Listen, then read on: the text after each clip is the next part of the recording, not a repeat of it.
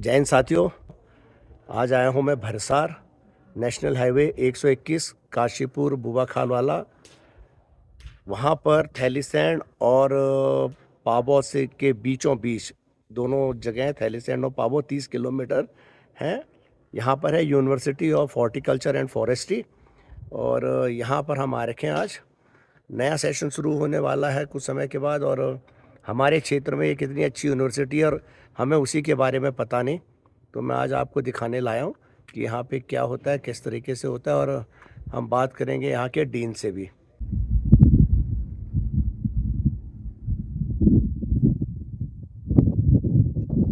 बहुत ही बड़े एरिया में फैला हुआ है कैंपस।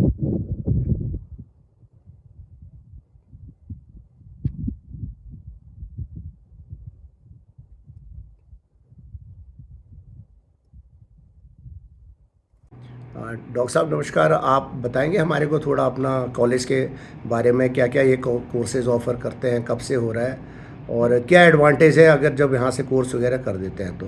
नमस्कार कैप्टन साहब। मैं अभी इस वक्त जो हमारा वीर सिंह गढ़वाली औद्यानिकी एवं वानिकी विश्वविद्यालय है, जिसका कि हेडक्वार्टर भरसार में है, ये जो विश्वविद्यालय है ये 2011-12 में उत्तराखंड सरकार द्वारा स्थापित किया गया था। तो औद्यानिकी महाविद्यालय होने के कारण यहाँ पे हम जो बीएससी ऑनर्स है औद्यानिकी में, जो कि 4 वर्षीय पाठ्यक्रम है, उसको संचालित कर रहे हैं। उसके अलावा हम स्नातकोत्तर स्तर पे 7 कोर्सेज जो है संचालित कर रहे हैं, जिसमें से कि 4 तो औद्यानिकी से संबंधित है, जैसे कि फल विज्ञान है, वेजिटेबल साइंस हम बोलते हैं, सब्जी विज्ञान है, पुष्पोत्पादन विज्ञान है, और जो चौथा जो बहुत महत्वपूर्ण है कि प्लांटेशन, जो spices, medicinal and aromatic plant. तो इसके अंतर्गत हम मेनली जो है मेडिसिनल और एरोमेटिक प्लांट पे बच्चों को जो है शिक्षण दे रहे हैं। 2 जो कोर्स हैं हमारे स्नातकोत्तर में वो एग्रीकल्चर डिसिप्लिन के हैं। एक कीट विज्ञान जिसे हम बोलते हैं एंटोमोलॉजी, और दूसरा है प्लांट पैथोलॉजी जिसे कि पादप रोग विज्ञान के नाम से जाना जाता है। उसके अलावा एक जो मुख्य कोर्स है हमारे यहाँ पे वो खाद्य प्रौद्योगिकी का है, स्नातकोत्तर पे फूड टेक्नोलॉजी के नाम से जाना जाता है। उसके अलावा हमने पिछले वर्ष 2021-22 से फल विज्ञान और मेडिसिनल प्लांट में पीएचडी से संबंधित पाठ्यक्रम भी शुरू किए हैं। तो उसमें हमारे यहाँ पे 2 तरह से जो बच्चे हैं ऑनर्स में भी और स्नातकोत्तर पाठ्यक्रमों में भी जो आते हैं प्रेस के द्वारा। एक तो जो यूनिवर्सिटी का एंट्रेंस एग्ज़ाम होता है, यूनिवर्सिटी अपने स्तर पे एक एंट्रेंस एग्जामिनेशन करती है, जो कि जून जुलाई में किया जाता है, संपादित किया जाता है। और कुछ परसेंटेज, क्योंकि हमारा ये जो यूनिवर्सिटी है ये आईसीआर से संबद्ध है, भारतीय कृषि अनुसंधान परिषद से, 2% बच्चे हर पाठ्यक्रम में आईसीआर का जो राष्ट्रीय स्तर पे जो एक कॉमन एंट्रेंस एग्जामिनेशन होता है उसके थ्रू भी आते हैं।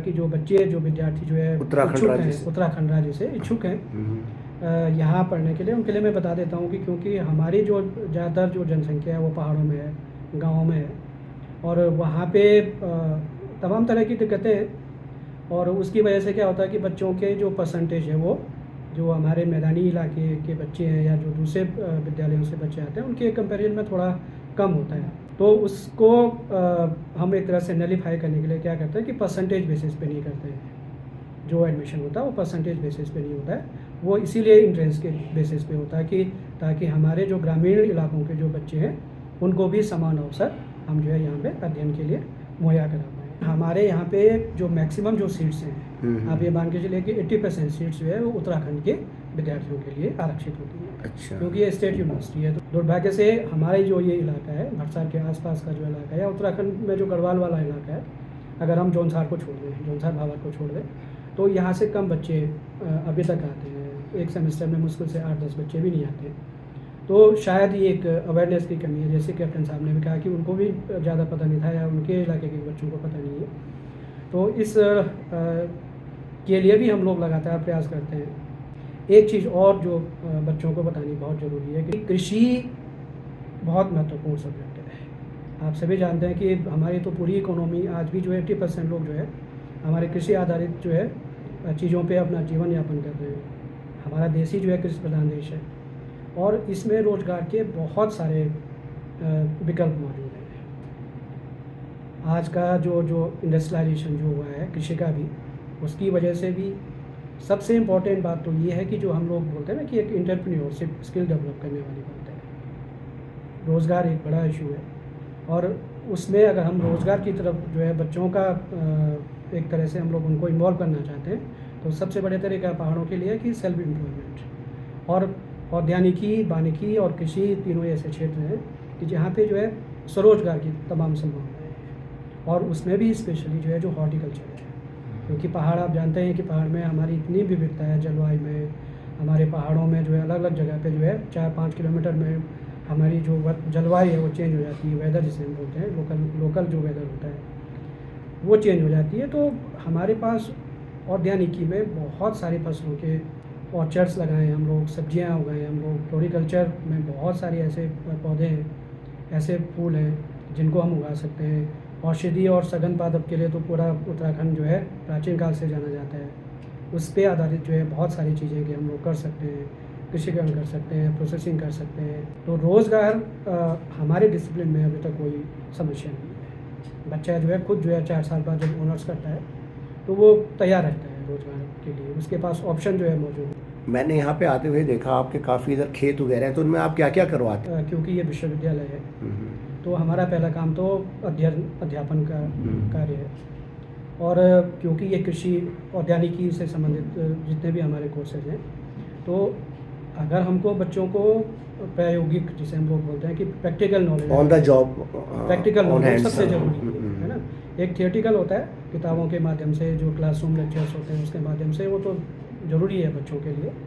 लेकिन जब तक बच्चों को एक्सपोजर नहीं मिलेगा, प्रैक्टिकल एक्सपोजर नहीं मिलेगा, तो तब तक वो जो एक्चुअल नॉलेज है वो प्राप्त नहीं कर पाएंगे। तो इसीलिए जाहिर सी बात है कि कृषि विश्वविद्यालय है तो फार्म रिलेटेड एक्टिविटी जो है बच्चों से संबंधित जो है एक सबसे बड़ा हम लोगों का यहाँ पे एक कार्यक्रम होता है। तो आप जैसे देखेंगे, क्योंकि कंपैरेटिवली नया विश्वविद्यालय ही है अभी, लेकिन आप देखेंगे कि बहुत सारी चीज़ें हमें अलग अलग ब्लॉक, फार्म जिसे हम लोग बोलते हैं, प्रक्षेत्र जिसे बोलते हैं, कि सब्जी का अलग है, नर्सरी जो कि फ्रूट से रिलेटेड जो हमारी क्रॉप्स हैं उनका अलग है। 15-20 हेक्टेयर में हम लोग ऑर्चर्ड्स जो है, टेम्परेट जो फ्रूट्स हैं, सेब उसमें से मेनली है। सेब हो गया, नाशपाती हो गया, प्लम हो गया, आड़ू हो गया, अखरोट हो गया। हमारे पास यहाँ पे जो है नेचुरली जो है हम लोग थोड़ा इस मामले में रखी है कि एक हेज़लनट बहुत इम्पोर्टेंट क्रॉप है। कपासी और भोटिया बादाम हम लोग उसको उत्तराखंड में बोलते हैं। तो उसका हमारे पास एक पूरा एक बगीचा है, तो एक तरह से हमारे लिए सेट है वो। इसी तरह से चेस्टनट पांगर जो हम लोग बोलते हैं, तो खाने वाला जो एडिबल पांगर है, एक तो जंगली हो गया, दूसरा चेस्टनट हो गया, उसके हमारे पास जो है अच्छा जन्म प्लाज्म है। तो अभी हम लोगों का प्रयास ये है कि क्योंकि नई यूनिवर्सिटी है तो हम लोग बच्चों के अध्ययन से आधारित जो भी फार्म एक्टिविटीज़ है उसको एक तरह से इस्टेब्लिश करें। और जाहिर सी बात है कि हमारे पास लैंड की यहाँ पे बहुत अधिकता है, तो भविष्य में यूनिवर्सिटी का एक ये भी लक्ष्य है कि हम लोग बड़े बड़े ऑर्चर्ड्स अलग अलग फ्रूट्स के, सब्जी का अलग से बनाएं, फ्लोरिकल्चर्स का अलग से बनाएं, उसी तरह से जो जड़ी बूटी हैं उनका अलग से बनाएं। तो उस तरफ को हम लोग आगे बढ़ रहे हैं और अलग अलग तरह के हमने प्रक्षेत्र जो है डेवलप हम लोग कर रहे हैं। जो बच्चों के लिए तो आप कर रहे हैं, कॉलेज वगैरह की तरह उनकी पढ़ाई वगैरह हो रही है। हमारे क्षेत्र में मैंने देखा ये खुद की लोग खेती की तरफ से रुझान बहुत कम हो गया है। गढ़वाल पहाड़ में एक एक्सक्यूज़ होता है कि भाई आप खेती कर भी रहे हैं तो जंगली जानवर वगैरह ख़त्म कर देते हैं। लोगों को पता नहीं है कि यहाँ पे मतलब थोड़ा रिफॉर्म टाइप की खेती किस तरीके से की जा सकती है। हम लोग ट्रेडिशनली जो होता है उसको करते रहते हैं। तो इसके लिए आप कभी गाँव वगैरह में जैसे नज़दीक के हैं, बड़े हैं लोगों को, जैसे ग्राम प्रधान वगैरह या जो काश्तकार हैं जो काम कर रहे हैं, उनको कभी बुला के कुछ इस तरीके के प्रोग्राम वगैरह करवाते हैं या कुछ सोचा आपने? देखिए, हम लोगों के पास कृषि विज्ञान केंद्र भी है और कृषि विज्ञान केंद्र का कार्य ही यही होता है कि हम लोग जो प्रसार से संबंधित कार्य होते हैं वो हम लोग करें। और वो उसमें जो वैज्ञानिक उपलब्ध हैं वो लगातार गाँव में जाते हैं। गांव में जो हमारी जो नवीन जो कृषि तकनीकियाँ हैं उसके बारे में जानकारी देते हैं। जैसे तकनीकियों में अगर मैं बोलूँ कि जो नई वैराइटीज़ आती है उसका ट्रायल्स जो है वो लोग कराते हैं। गांव में किसानों के माध्यम से कराते हैं, और फिर उसका मूल्यांकन करने के बाद वो ये रिकमेंड करते हैं कि नहीं, इस इलाके के लिए ये जो है ये प्रजाति या ये वैरायटी जो है सबसे उपयुक्त है। एक तो ये है। दूसरा, कृषि विज्ञान केंद्र का कार्य ही ये होता है कि लोगों में कृषि के प्रति या जो औद्यानिकी के प्रति जो एक जागरूकता है उसको फैलाया जाए। कृषि विज्ञान केंद्र हमारा जो है और महाविद्यालय साथ मिल करके हम लोग, आपने सुना होगा कि पिछले 3-4 सालों में जो हमारे माननीय प्रधानमंत्री जी उनके द्वारा जो है कि आय दोगुना करने का एक लक्ष्य रखा गया है। तो उसमें जैसे सॉइल टेस्टिंग है, तो फार्मर्स की सॉइल टेस्टिंग से लेकर के उनको अच्छी प्रजाति के अच्छी किस्मों के बीज उपलब्ध कराना, अपने ट्रायल्स भी जो है साथ साथ जो है किसानों के खेतों में लगाना, ये सब क्रियाकलाप किए जाते हैं। दूसरा, जो आपने कहा कि हमारी जो कृषि है पहाड़ की, जैसे कि आप शुरू में भी कह रहे थे और मैं भी इसको मानता हूँ कि जो पारंपरिक जो कृषि है वो बहुत ज़्यादा लाभदायक होती है, मेहनत ज़्यादा है और उपज कम है।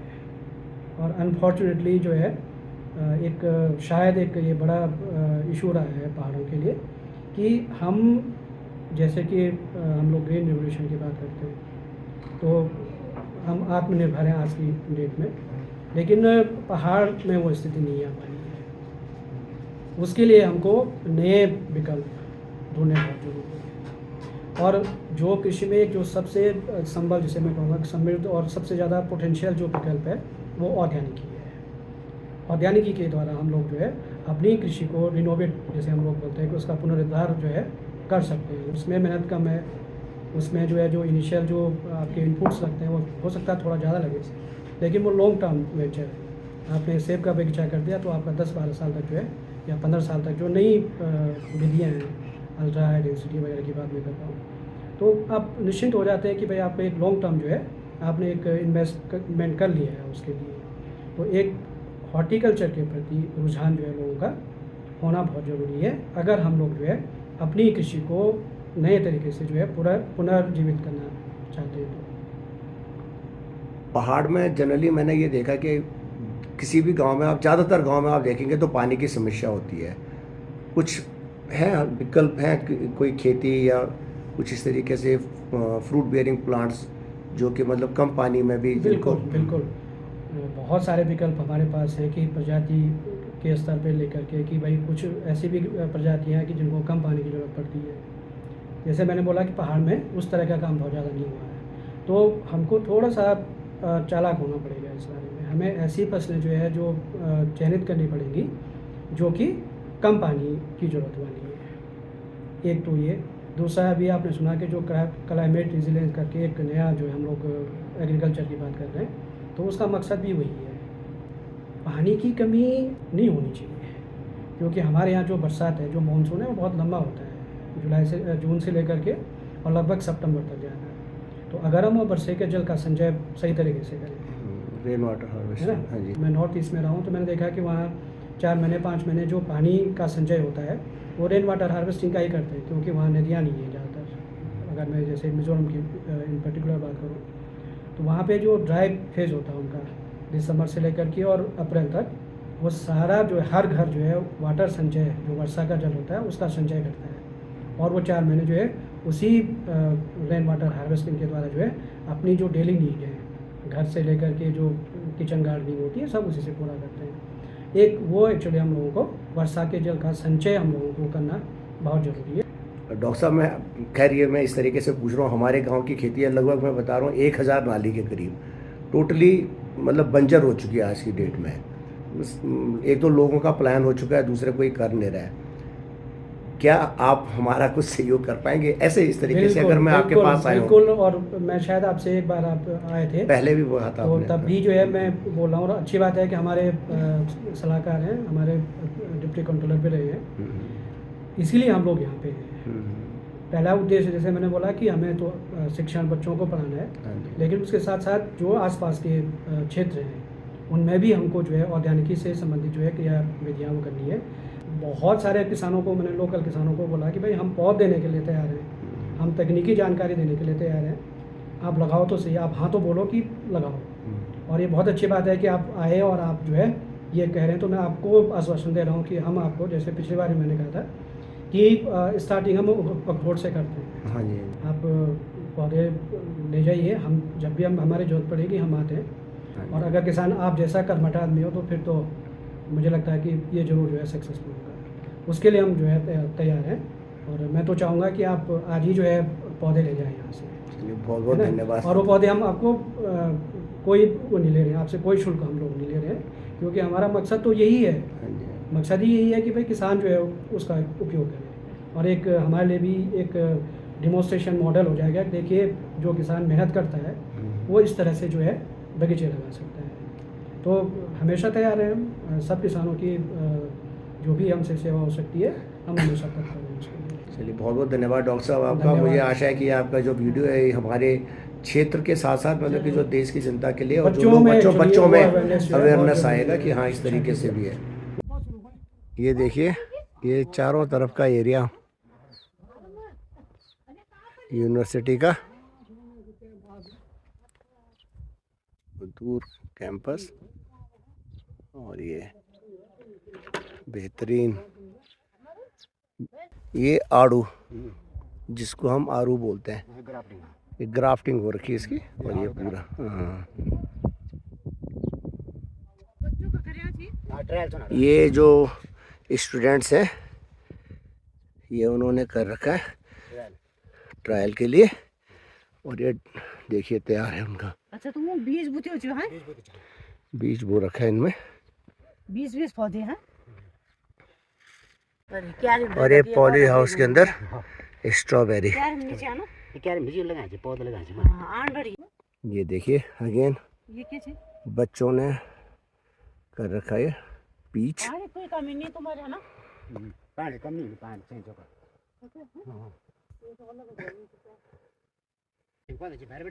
ये ग्राफ्टेड ताकि एप्पल। नहीं रेंज नहीं कि निकालना से कुछ ये पौधा नहीं, ये नहीं निकल जाए, नहीं निकालना ये है। फल तैयार करनी हो, लेकिन आप ये फल थोड़ी ये ये कटिंग देखिए आप, कटिंग के लिए करी जा। कटिंग ठंडा है जो ना, तब मोला फिर ठंडे पर पोट डाल दी। ये भी सेब, एक बार फिर इन पे फसल आ चुकी है इन पर। वो हिसाब से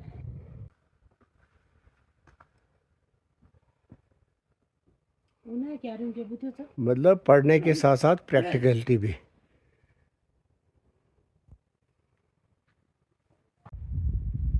अच्छा पानी ये रोला भरनी था।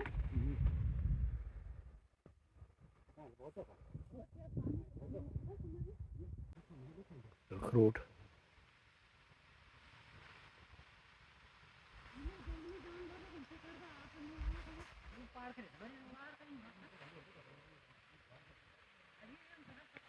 सेमेस्टर में आप लोग and how do you find this place, मतलब सो फार स्टडीज आर कंसर्न कैसा है? So actually it is best. We can consider it best for the study environment because it's quite peaceful and we can concentrate much more for the study. Okay दिल से बोल रहे हैं बेटा या? No, exactly. For the study, it's very best place because of peaceful environment. Okay हाँ हाँ भाई बिल्कुल नेचुरल आना चाहिए। तो कैसी लगती है भाई आपको ये कैंपस कैसा है? बहुत बढ़िया। बहुत बढ़िया, क्या बात बोल रहे हो, सब कुछ है यहाँ पे, मतलब अगर आप ऑर्डर दोगे स्विगी को जोमेटो आ जाता है? नहीं, कालू की कैंटीन है। कालू की कैंटीन? नहीं, मैं यहीं से उत्तरकाशी। कहाँ से? उत्तरकाशी। उत्तरकाशी से। आजकल क्या चल रहा है उत्तरकाशी में? आजकल तो कुछ नहीं, बस बर्फ पड़ रही है वहाँ पे? बहुत बढ़िया, थैंक यू। इसी की कैंटीन है? हाँ बेटा, आप क्या कर रहे हैं? BSc Horticulture. I love that earring you are wearing. Thank you. Really बता रहा हूँ, it's good. Thanks. लॉक कर दिया जाए। Exactly. कैसा है आप लोगों को, कैसा लगता है ये कैंपस? सही बताना, बी वेरी ऑनेस्ट। नहीं देखो हर कोई ऐसे ही बोलता है, बहुत अच्छा लगता है, बहुत अच्छा लगता है। अच्छा लगता है। हैं? ऐसे बोलेंगे। Studies तो बहुत best है। हाँ जी? Actually, we have options open if we are doing from horticulture because it's mainly come under agriculture. So yeah, the options are very open. Okay. We can go into like UPSC and all. We can clear even PCS. We can get. So the options are very open. चलिए, I wish you all the best, take care and God bless.